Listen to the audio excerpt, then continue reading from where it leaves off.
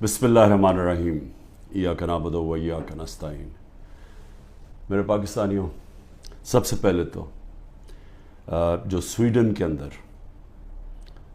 قرآن کی بے حرمتی کی گئی آزادی رائے کے نام کے اوپر میں چاہتا ہوں کہ ایک زندہ قوم جو کہ اپنے دین سے پیار کرتی ہے اور جو اللہ کی کتاب وہ ہمارے دلوں میں اس کی عزت ہے، اور اللہ کے جو ہمارے پیغمبر ہیں نبی صلی اللہ علیہ وسلم ان کی عزت ہے، تو جب اس طرح کی چیز ہوتی ہے تو ہم ایک زندہ قوم کی طرح ایک پرامن طریقے سے ضرور بتائیں، پیغام پہنچائیں کہ ہمیں اس کی تکلیف ہوئی ہے۔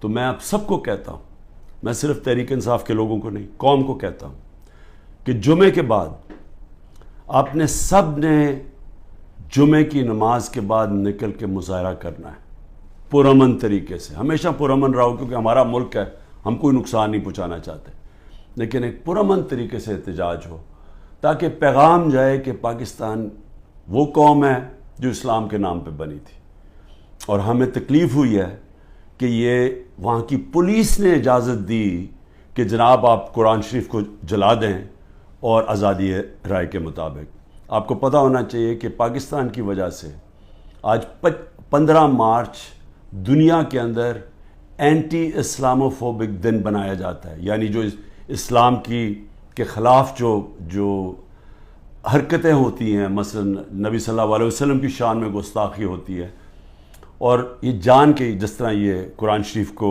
جلایا گیا، اس کو یہ اسلاموفوبیا کے اندر آتا ہے۔ تو ہماری وجہ سے یونائٹڈ نیشنز میں 15 مارچ کو اینٹی اسلاموفوبیا دن بنایا جاتا ہے۔ تو اس لیے ہم سب کو جمعے کے بعد نکلنا چاہیے اور پرامن طریقے سے احتجاج کرنا چاہیے۔ دوسری چیز، دبئی میں میٹنگ ہوتی ہے، پاکستان کے بڑے بڑے منی لانڈرر کا مطلب جو اس ملک سے پیسہ چرا کے باہر لے جاتے ہیں۔ جو سب سے بڑا مسئلہ پاکستان کا کیا ہے کہ ہمارا روپیہ گرتا جاتا ہے ڈالر کے مقابلے میں۔ تو جب آپ ڈالر یہاں سے خرید کے باہر بھیجتے رہیں اور چوری کر کے باہر بھیجتے رہیں تو وہ ڈالر کی کمی ہونی ہے، اور جب ڈالر کی کمی ہوگی تو روپیہ گرتا جائے گا۔ اس کے علاوہ بھی ہم نے ایکسپورٹس کے اوپر زور نہیں دیا، کبھی کسی نے توجہ ہی نہیں دی کہ ہم اپنی آمدنی کیسے بڑھا سکتے ہیں۔ ہندوستان کی آج جو ایکسپورٹس ہیں یہ ذرا سمجھ لیں 600 ارب ڈالر کے قریب ہے۔ پاکستان کی ہمارے زمانے میں ریکارڈ ایکسپورٹس تھی 33 ارب ڈالر، ریکارڈ تھی، وہ آج اس سے بھی کم ہو گئی ہیں، 13% گر گئی ہیں ایکسپورٹس۔ تو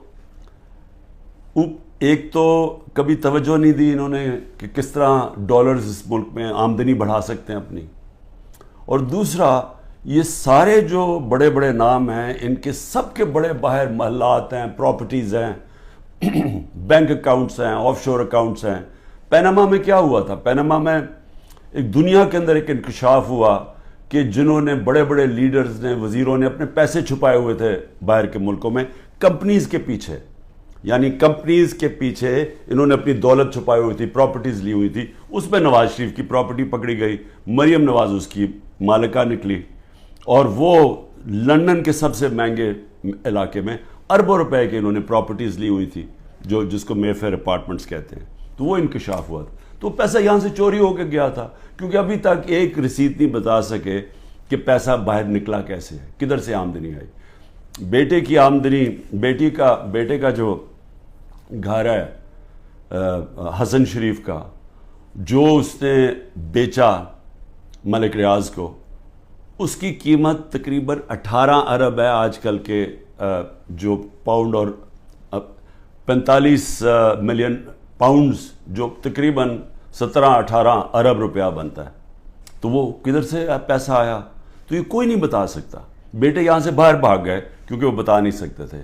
اسی طرح جو سر محل آصف زرداری نے خریدا وہ بھی یہاں سے پیسہ باہر گیا، حدیبہ پیپر مل وہ بھی پیسہ باہر، تو یہ سب اکٹھے ہو گئے، اور سارے اکٹھے ہو کے بندر بانٹ پاکستان کی ہے کہ اچھا سندھ اس کو دے دیں گے، کراچی فلانے کو دے دیں گے، سینٹرل پنجاب کوئی اور آ جائے گا، پھر نئی پارٹی جو بنی ہے اس کو بھی کوئی سیٹیں مل جائیں گی، فضل الرحمان کو ادھر پختونخوا میں دے دیں گے، اور یہ بس یہ کھچڑی پک جائے گی. تو یہ ساری بندر بانٹ دبئی کے اندر ہو رہی تھی کہ جس طرح کہ کوئی سودا نہیں ہو رہا ہوتا کسی کے اوپر، یہ سودا ہو رہا تھا پاکستان کا.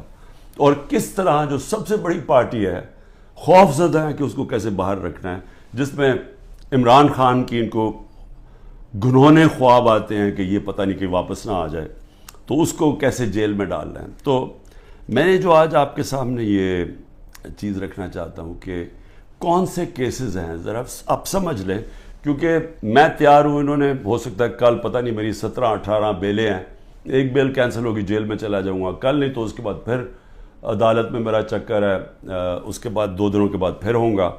تو کسی ٹائم پہ بھی انہوں نے پلان بنایا ہوئے مجھے جیل میں ڈالنے کا. تو میں یہ چاہتا ہوں کہ پہلے آپ سمجھ جائیں کہ یہ کون سے کیسز ہیں، جن کیسز کے اندر میں صرف آپ کو 7 کیسز بتاتا ہوں جنہوں میں یہ جیل میں مجھے ڈالنے کی کوشش کر رہے ہیں، تاکہ آپ سب کو پتہ چل جائے. اور وہ میں اس لیے چاہتا ہوں کیونکہ میڈیا تو سارا کنٹرولڈ ہے، تو انہوں نے تو وہ ایک دم میڈیا میں پکڑنا ہے اور شور مچا دینا ہے کہ جی عمران کی چوری پکڑی گئی، تو یا چوری پکڑی گئی یا یہ قتل جو جیسے میں شروع کرتا ہوں کہ اس نے قتل کر دیا کسی وکیل کو.